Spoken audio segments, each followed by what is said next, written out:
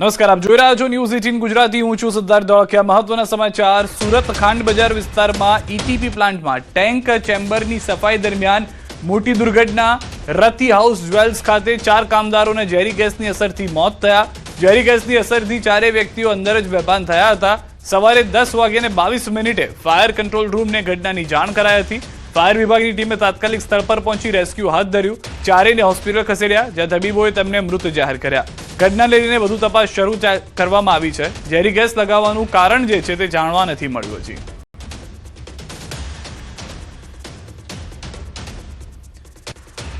તો ધરણા સ્થળે મહાનગરપાલિકાના ડેપ્યુટી મેયર પહોંચ્યા. ડેપ્યુટી મેયરે મૃતક પરિવારને મળી સાંત્વના આપી છે. પરિવારને સહાય અને દોષિતોને કડક સજા થશે તેવું પણ ડેપ્યુટી મેયરે કહ્યું છે. ઘટનાને લઈને દલિત સમાજના પ્રમુખ PM રૂમ પહોંચ્યા છે. આરોપીઓની ધરપકડ ન થાય ત્યાં સુધી મૃતદેહ સ્વીકારવાનો ઇનકાર પણ કર્યો છે. જે પણ વ્યક્તિ ગુનેગાર હશે એને સજા મળવી જોઈએ અને મૃતક પરિવારને ન્યાય મળવું જોઈએ કે જ અપેક્ષા અમે બધા પાસે રાખીએ છીએ. કાયદામાં જોગવાઈ છે અને કાયદા મુજબ અમારી PI સાથે પણ વાત થઈ છે. કાયદા મુજબ ગુનો અમે એના પર દાખલ કરીશું, એનો તપાસ પણ કરીશું અને મૃતક પરિવારે ન્યાય મળે એના માટે અમે પરિવાર સાથે ઊભા રહીશું.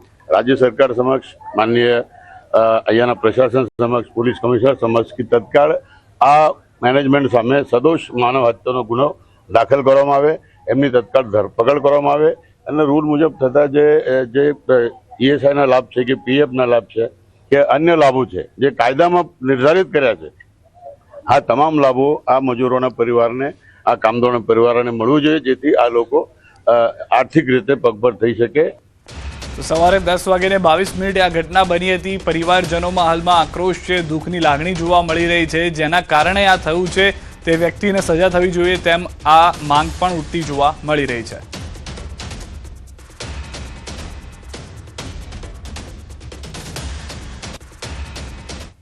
સુરત શહેરના ખાંડ બજારની અંદર રતિ જ્વેલર્સના ઇફ્લુએન્ટ ટ્રીટમેન્ટ પ્લાન્ટની અંદર 4 કામદારોના મોત થવા પામ્યા છે. દ્રશ્ય બતાવવાનો પ્રયાસ કરી જે મૃતક પરિવાર જે છે તેઓના આગેવાનો આવ્યા છે PM રૂમ ઉપર અને ધરણા પ્રદર્શન હાલ ચાલુ છે. દ્રશ્યમાં જોઈ શકો છો કે પરિવાર જે આજે 4 યુવકો મરી ગયા જે મૃત્યુ પામ્યા છે તેઓના પરિવાર આક્રોશ વ્યક્ત કરી રહ્યા છે. સાથે સાથે અહીંયા PM રૂમ ઉપર ધરણા પ્રદર્શન કરી રહ્યા છે.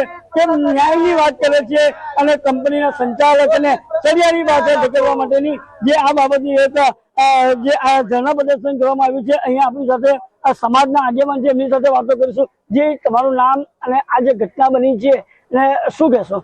જી, મારું નામ સાગરભાઈ સાલુંકે છે. આજે જે ઘટના રતિ જે જ્વેલર છે, જે જે લાપરવાહીને કારણે જે 4 યુવકોની જે નિર્મમ મૃત્યુ થઈ છે, જેના પાછળ બહુ મોટું કૌભાંડ છે કે જે આ લોકો પોતાના પૈસા બચાવવા માટે જે ગરીબ મજદૂર વર્ગના લોકો હોય, આ લોકોની કઈ સેફટીની ભાન નથી. બસ આ લોકોને પૈસા બનાવવામાં, ગરીબોને શોષણ કરવામાં જ આ લોકોને રસ છે. તો અમારી માંગણી એવી છે કે ગરીબ પરિવારને ન્યાય મળે અને જે રતિ જ્વેલર છે આના માલિક અને જે આના મેનેજર કેવા અથવા જે મેનેજમેન્ટ હોય આના ઉપર કડકમાં કડક કાર્યવાહી કરવામાં આવે અને અગર આના ઉપર કાર્યવાહી કરવામાં આવશે નથી ત્યાર સુધી અમે બોડી લેવાના નથી છે. अन्य पण युवक अपनी साथ बात करी जी आज जो घटना बनी है શું કહેશો? अभी आज जो घटना बनी है उसके खिलाफ हम आंदोलन करें और जो रति ज्वेलर्स है हमारे जो युवक की लापरवाही की वजह से जिनकी डेथ हुई है उनको विदाउट सेफ्टी का नीचे उतारा क्यों गया? इसके पीछे हाथ किसका है? इसमें षड्यंत्र किसका है? कॉन्ट्रैक्ट बेस किसका है? इसका ऑनर किसका है? इसको सब में ध्यान में रख के प्रशासन ने इनके ऊपर कड़ी से कड़ी कार्रवाई होनी चाहिए, अन्यथा ये आंदोलन, ये धरना आंदोलन ऐसे ही चलता रहेगा. આ તો ચોક્કસ પ્રમાણે કહી શકાય છે કે જે આ સમાજના આગેવાનો પણ આ અહીંયા ઉપસ્થિત રહ્યા છે. PM રૂમ ઉપર PM રૂમ પર ધરણા પ્રદર્શન કર્યા છે અને માંગ કરી રહ્યા છે માત્ર ને માત્ર કે હાલ અમને આ જે રતિ જ્વેલર્સના જે માલિકો છે તેઓને અહીંયા હાજર કરો, ત્યાં સુધી અમે પણ આ મૃતદેહ સ્વીકારવાના નથી. એવી ચોક્કસ પ્રમાણની ચીમકી પણ ઉચ્ચારવામાં આવી છે. કેતન પટેલ, ન્યૂઝ 18 ગુજરાતી, सूरत. टोटल 4 लोग इसमें टैंक में गिर गए due to some poisonous gas और टोटल इसमें 4 लोगों की मरने की अभी बात सामने आई है इसमें हम ये देख रहे हैं कि इसमें किसकी बेदरकारी है, क्योंकि सेफ्टी प्रोटोकॉल जहाँ तक प्रिलिमिनरी इन्वेस्टिगेशन में आया है कोई सेफ्टी प्रोटोकॉल फॉलो नहीं किया गया है। फिर भी हम इसमें डिटेल इन्वेस्टिगेशन करेंगे। फिलहाल हम एक्सीडेंटल डेथ का केस इसमें रजिस्टर कर रहे हैं। સ્થળ ઉપર આવતા આ રહીત કરીને જે છે એ ઇન્ડસ્ટ્રીયલ એકમ છે જેની અંદર ગોલ્ડ અને ડાયમંડનું પ્યુરિફાઈંગનું વર્ક ચાલે છે। તપાસ કરતા 4 વ્યક્તિ જે એમની રો મટીરિયલ હોય જે પ્લાન્ટ એની અંદર એ 4 વ્યક્તિ અંદર પડી ગયેલા જોવા મળેલ, જેને ફાયર વિભાગ તરફથી તાત્કાલિક બહાર નીકાળી અને સિવિલ હોસ્પિટલ ખાતે રવાના કરી દીધેલ। રાજકોટથી સમાચાર। હોસ્પિટલ ચોક બ્રિજ પર સ્ટન્ટ કરવામાં વિડીયો ફરી એક વખત વાયરલ થયા છે। બ્રિજ પર યુવકનો જોખમી સ્ટન્ટ કેમેરામાં કેદ થયો છે।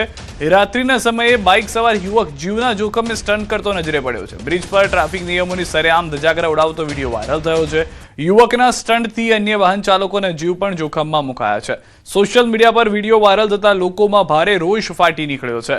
તો ફરી એક વખત હોસ્પિટલ ચોક બ્રિજ પર આ સ્ટન્ટના દ્રશ્યો આપ જોઈ રહ્યા છો। રાત્રિ દરમિયાન આ સ્ટન્ટ કરવામાં આવ્યા હતા। દ્રશ્યોમાં પણ આપ જોશો તો મોપેડ ચાલક જે છે તે બંને પગ સ્ટીયરિંગ ઉપર મૂકી અને વ્હીકલ ચલાવતો હોય તે પ્રમાણેના દ્રશ્યો જોવા મળી રહ્યા છે। જોખમી સ્ટન્ટને લઈને આ પહેલા પણ વિડીયો કેટલાક વાયરલ થઈ ચૂક્યા છે, પરંતુ શું પોલીસની એ કાર્યવાહી સખત નથી થતી કે આ લોકોને કોઈનો ડર નથી, એવા સવાલો પણ સ્થાનિકોમાં જોવા મળી રહ્યા છે।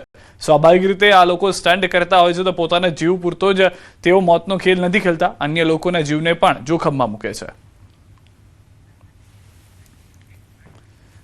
આ તરફ સુરતના સિંગણપુરમાં 2 યુવકોની ચપ્પુના ઘા મારી હત્યા કરી દેવામાં આવી। ચા પીવા ગયેલા યુવકનો અન્ય યુવક સાથે ઝઘડો થયો। 30 વર્ષીય હર્ષિલ પાટીલ અને 25 વર્ષીય ભટ્ટ માળી પર હુમલો કરવામાં આવ્યો હતો। 10 થી 15 જેટલા યુવકોએ હથિયારો સાથે હુમલો કર્યો। બંને યુવકોને ચપ્પુના ઘા મારતા ગંભીર રીતે ઇજાગ્રસ્ત થયા। લોહી લુહાણ હાલતમાં બંનેને સ્વીમેર હોસ્પિટલ ખસેડાયા। ટૂંકી સારવાર દરમિયાન બંને મિત્રોના મોત નિપજ્યા છે। સિંગણપુર પોલીસે ગુનો નોંધી વધુ તપાસ હાથ ધરી છે। પરિવારમાં શોકનો માહોલ છે। ઘટનાના પગલે સિંગણપુર પોલીસ, ક્રાઇમ બ્રાન્ચ અને એલસીબીની ટીમોએ ત્વરિત કાર્યવાહી કરી કુલ 4 આરોપીઓમાંથી 2ને ઝડપી લીધા છે। અન્ય 2 ફરાર આરોપીઓની શોધખોળ ચાલુ છે, જ્યારે મૃતક યુવક ગુનાહિત ઇતિહાસ ધરાવતો હોવાનું સામે આવ્યું છે।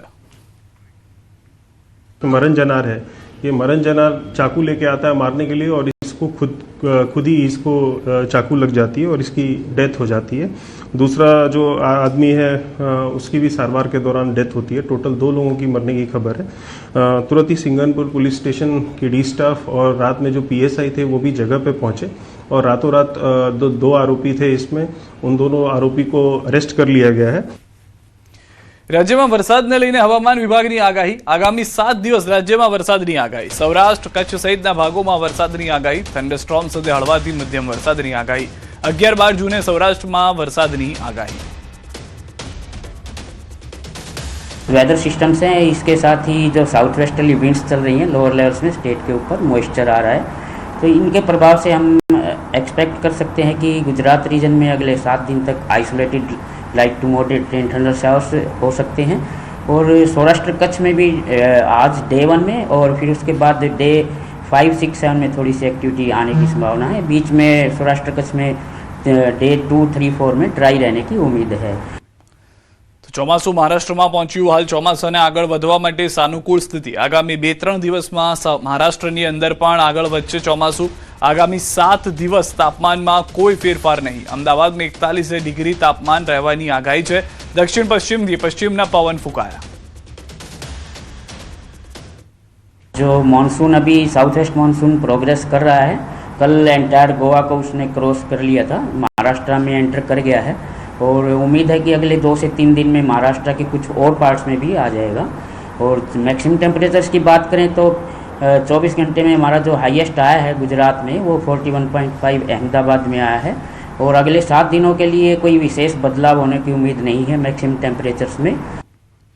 તો હવામાન નિષ્ણાંત અંબાલાલ પટેલની આગાહી। 11 જૂને મુંબઈના ભાગોમાં વરસાદની શક્યતા। મુંબઈથી આગળ વધતા ચોમાસાની ગતિ ધીમી પડી જશે। દક્ષિણ ગુજરાત, દક્ષિણ સૌરાષ્ટ્રના ભાગોમાં વરસાદની શક્યતા। ગાજવીજ સાથે વરસાદની શક્યતા। 16 થી 17 જૂન રાજ્યના કેટલાક ભાગોમાં પડશે વરસાદ। 16 જૂન બાદ સારા વરસાદની શક્યતા। ચોમાસું ધીરે ધીરે પકડશે રફતાર। 29 જૂનથી 7 જુલાઈ સુધી ચોમાસું સર્ક્યુલેટ થઈ જશે। વેસ્ટર્ન ડિસ્ટર્બન્સની અસર ચોમાસા પર જોવા મળશે। ભારે પવન વરસાદને ખેંચી લે તેવી શક્યતા। આદ્રા નક્ષત્રમાં વાવણી કરવી ખેડૂતો માટે સારી રહેશે। ચોમાસાનું વિધિવત છે આગમન દેશમાં થઈ ગયું છે, ત્યારે હવે ગુજરાતમાં ક્યારે તે આપણે જાણીશું. આપણી સાથે છે હવામાન નિષ્ણાંત અંબાલાલ પટેલ. કાકા, જે રીતે દેશમાં તો ચોમાસાની એન્ટ્રી થઈ ગઈ છે, પણ ગુજરાતમાં ક્યારે અને ભારે વરસાદ સાથે ગુજરાતમાં વરસાદની એન્ટ્રી થશે કે પછી એ સામાન્ય જ રહેશે? 11-12 તારીખમાં મુંબઈના ભાગોમાં વરસાદ થઈ શકે અને મુંબઈના કેટલાક ભાગમાં ગાજવીજ સાથે વરસાદ થવાની શક્યતા રહેશે. પરંતુ ધીરે ધીરે ચોમાસું આગળ વધવાની શક્યતા જોતાં ચોમાસાની ગતિ જે છે એ મુંબઈના ભાગોમાંથી થોડી મંદ પડી જવાની શક્યતા જણાય છે. પરંતુ તે પૂર્વે દક્ષિણ સૌરાષ્ટ્રના ભાગો, દક્ષિણ ગુજરાતના ભાગો અને અન્ય ભાગોમાં લગભગ પશ્ચિમ સૌરાષ્ટ્રના ભાગોમાં ગાજવીજ સાથે છૂટો છવાયો વરસાદ થવાની શક્યતા રહેશે. ચોમાસાનો વિધિવત વરસાદ લગભગ મૃગશી નક્ષત્રમાં થઈ જવાની શક્યતા રહેશે. તારીખ 8મી જૂનથી દરિયામાં પવનનું બદલાશે. 15મી જૂનમાં ભારે પવન ફૂંકાશે અને તારીખ 16-17 જૂનમાં ગુજરાતમાં કેટલાક ભાગોમાં છૂટો છવાયો વરસાદ આવવાની શક્યતા રહેશે. પરંતુ સારો વરસાદ તારીખ 16 બાદ આવવાની શક્યતા રહેતા આદ્રા નક્ષત્રમાં તારીખ 18થી 28માં વરસાદ આવવાની શક્યતા રહેશે અને ચોમાસુની રફતાર તે ધીરે ધીરે પકડશે અને 29મી જૂનથી 7મી જુલાઈ સુધીમાં રાજ્ય સહિત દેશ સહિત રાજ્યના ઘણા ભાગોમાં ચોમાસું સેચ્યુરેટેડ થઈ જવાની શક્યતા રહેશે. વેસ્ટર્ન ડિસ્ટર્બન્સ છે એ ત્યાંની વિષમવત વિપરીત અસર ચોમાસા ઉપર પડતી હોય છે, કારણ કે ગંગા જમનાના મેદાનો તપવા જોઈએ. પરંતુ હવે વેસ્ટર્ન ડિસ્ટર્બન્સ વચ્ચે પણ ચોમાસું આવવાની શક્યતા રહેશે. 18મી તારીખમાં વરસાદ તો આવશે, પરંતુ આદ્રા નક્ષત્રમાં વાવણી કરવી સારી રહેશે, કારણ કે આદ્રા નક્ષત્ર 22 જૂને બેસ્ટ છે. તે પૂર્વે મૃગશી નક્ષત્રમાં વાવણી કરવામાં આવે તો રોગ જીવાતનો ઉપદ્રવ વધતો હોય છે અને જીવાતો લગભગ એક થડ માત્ર રાખીને પાંદડાઓ ખાઈ જતા હોય છે. અને ખાસ કરીને આદ્રા નક્ષત્રમાં ખેડૂતોએ વાવણી કરવી જોઈએ.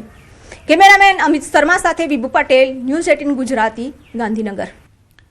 બનાસકાંઠામાં ડ્રગ્સ વિરુદ્ધ એસઓજીની કાર્યવાહી દરમિયાન ચોંકાવનારી હકીકત સામે આવી છે. ડીસા નજીક કંસારી ટોલ નાકા પાસેથી પોલીસે હ્યુન્ડાઈ કારમાં સવાર 2 શખ્સોની અટકાયત કરી 16 ગ્રામ મેફેડ્રોન સહિત ₹5.78 લાખનો મુદ્દામાલ કબજે કર્યો. ઝડપાયેલા આરોપીઓમાં જોગેશ ઠાકોર નામનો યુવક LLB એમફિલનો અભ્યાસ કરેલો છે અને યુનિવર્સિટી ગોલ્ડ મેડલિસ્ટ તેમજ PhDના અંતિમ સેમેસ્ટરમાં અભ્યાસ કરતો હોવાનું સામે આવ્યું છે.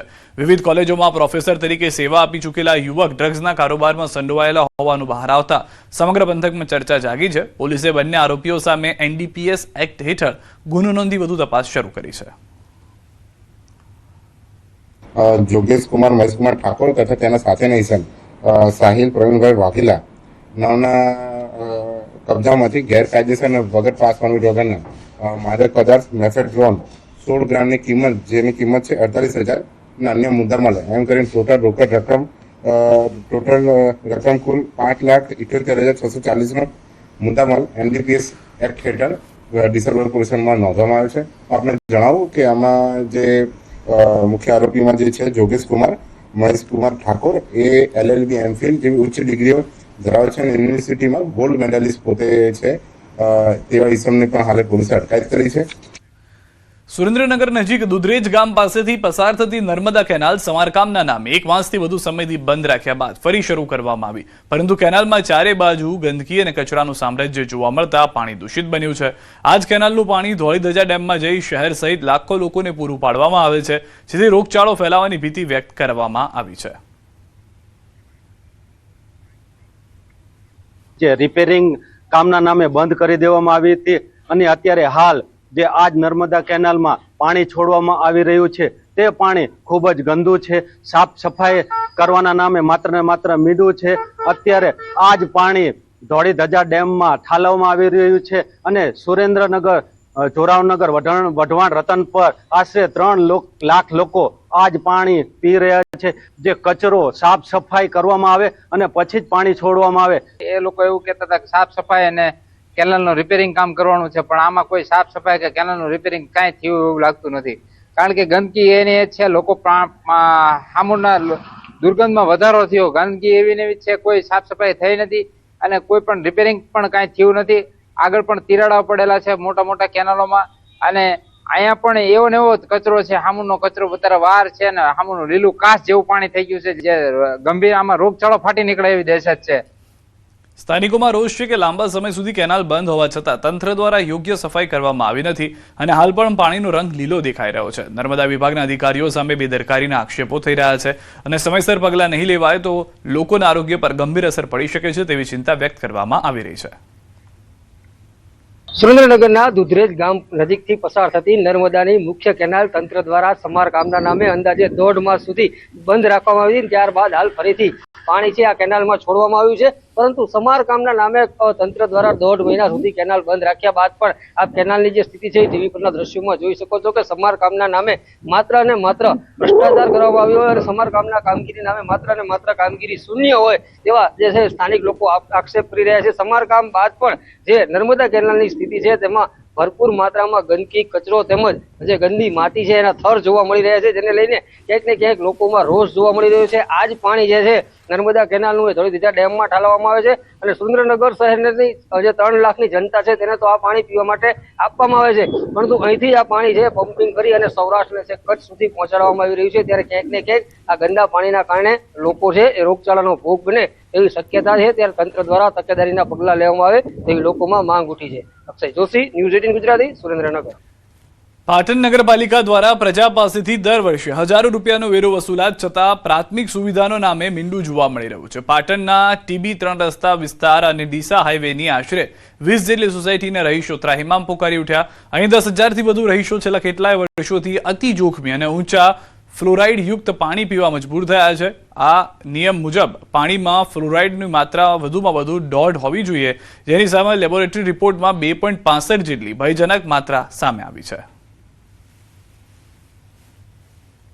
બોરના કારણે સોસાયટીના સભ્યોએ એક જોખમ પણ ઉઠાવ્યું છે, કારણ કે આટલી મોટો બોર જ્યારે કોઈ સોસાયટીમાં હોય અને જ્યારે કોઈ કુદરતી આફત આવે તો એ સોસાયટીના રહીશો માટે ઘણું જોખમી છે. છતાં પણ સોસાયટીના રહીશોએ જગ્યા આપી અને એ બોર બનાવવા દીધો છે, પણ એનું કંઈ નિરાકરણ આવ્યું નહીં, કારણ કે જગ્યા આપી દરેક તકલીફ વેઠી છતાં પણ આટલા ફ્લોરાઇડવાળું પાણી જે પીવામાં આવે છે, જેના કારણે આજુબાજુની 15 સોસાયટીના રહીશોને એના સ્વાસ્થ્યમાં બહુ જ બધા પ્રશ્નો ઊભા થઈ રહ્યા છે અને દિવસે દિવસે પાણીનો વેરો વધી રહ્યો છે.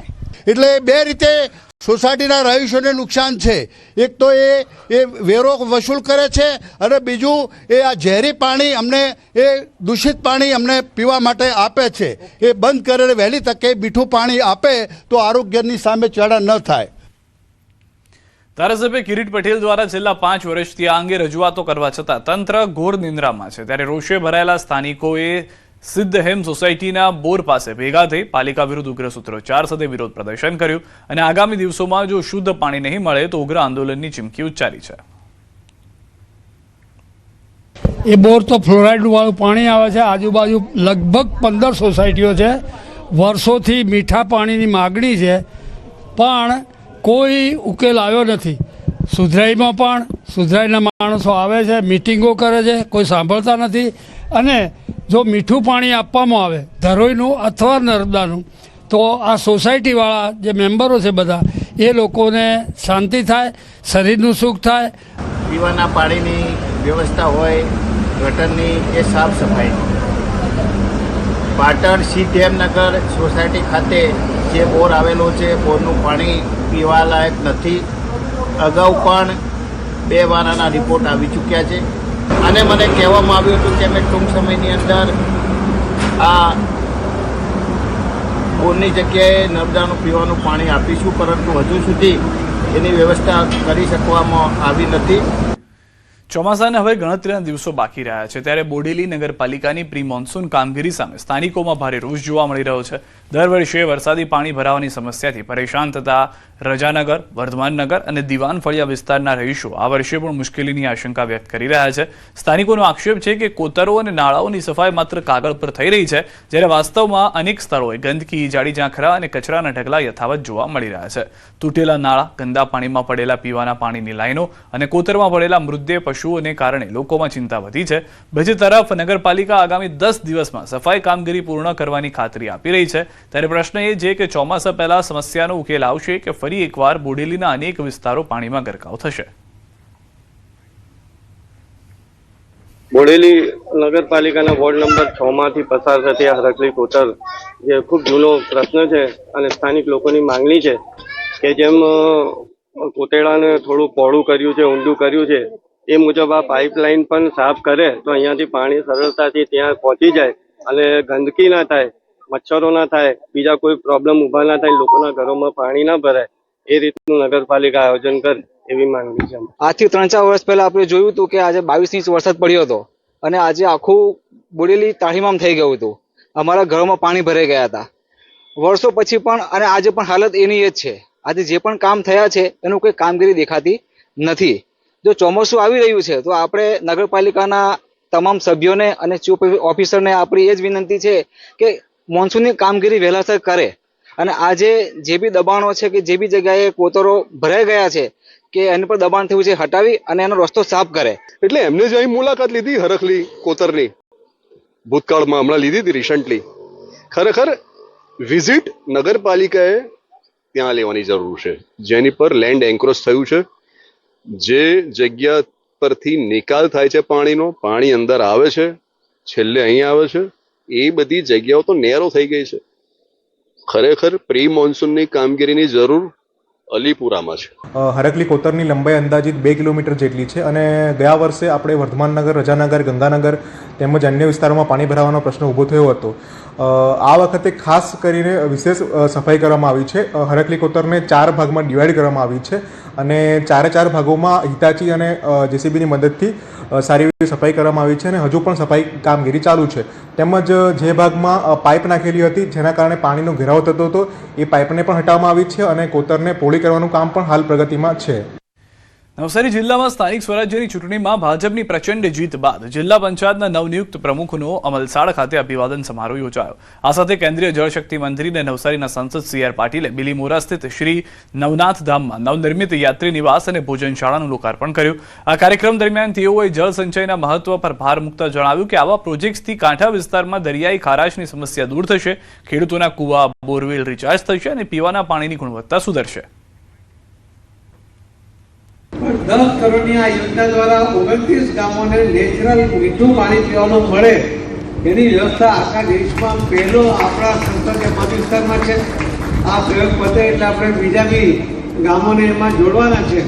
પરંતુ મને લાગે છે કે આપ સૌના સાથ અને સહકાર સાથે તમારા પોતાના ખેતરમાં પણ તમે જો સ્ટ્રક્ચર ન બનાવી હોય તો તમે નિરાલીને કહેજો, તમે ત્યાં શાંતિલાલને કહેજો, એ લોકો તમને તમારા પૈસા વગર પણ બનાવી દેશે, પણ તમારી તૈયારી હોવી જોઈએ. આજે ભવ્યથી ભવ્ય ભોજનાલય અને ભક્ત નિવાસનું લોકાર્પણ કરવામાં આવ્યું અને આનાથી જે નવનાથ ધામમાં હજારો આપણા ભક્તો આવે છે એમના માટે સારું ભોજન અને સારી રહેવાની સુવિધા મળે એ હેતુથી આજે લોકાર્પણ કરવામાં આવ્યું છે. અને એની સાથે જ આપણું નવનાથ ધામ ખાસ કરીને પૂરા દક્ષિણ ગુજરાતની અંદર સારું સેવાનું કામ અને સારું સનાતન ધર્મનું કામ કરે છે અને આગળના દિવસોમાં આ જ રીતે કામ થાય એના માટે બધા અમે સહિયારો પ્રયાસ કરીએ. સમાચારોમાં અત્યારે બસ આટલું જ. આપ જોતા રહો ન્યૂઝ 18 ગુજરાતી.